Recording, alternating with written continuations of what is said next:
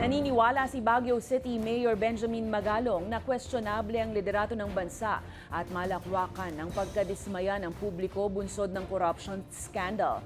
Pero sa ginanap na Good Governance Summit sa Camp Aguinaldo, naninindigan si Magalong na hindi makikiisa ang militar sa anumang destabilization plot.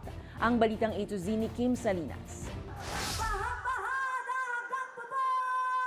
Matapos ang anti-corruption rally ng Iglesia ni Cristo na sinabayan pa Nagdadrag siya! ng mga akusasyon ni Senador Amy Marcos laban sa kanyang kapatid na si Pangulong Bongbong Marcos.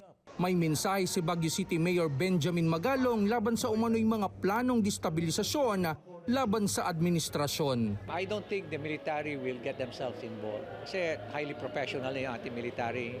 Ganun na rin yung ating kapulisan.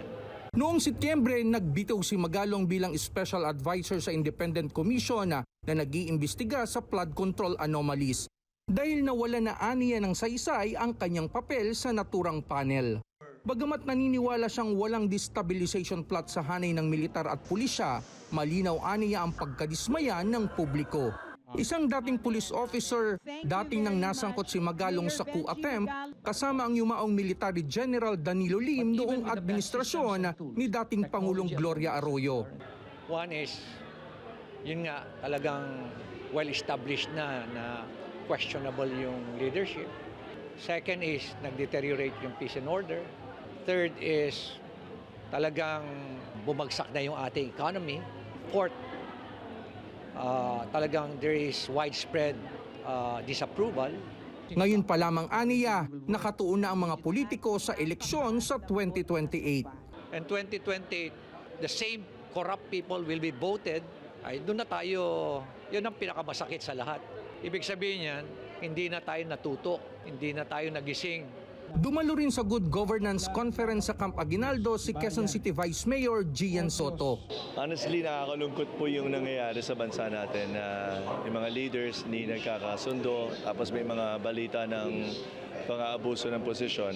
As public servants, our loyalty is dapat anchored to the people. May mensahe rin ang chairman ng Fellowship of Christian in Government. As public servants who profess faith in God, we are called to lead with righteousness, humility, and compassion, to serve with integrity, guided not only by competence, but by conscience. Layunin ng naturang conference na itaguyod ang malinis na pamamahala sa lahat ng public officials ng bansa. Para sa Balitang A to Z, Kim Salinas.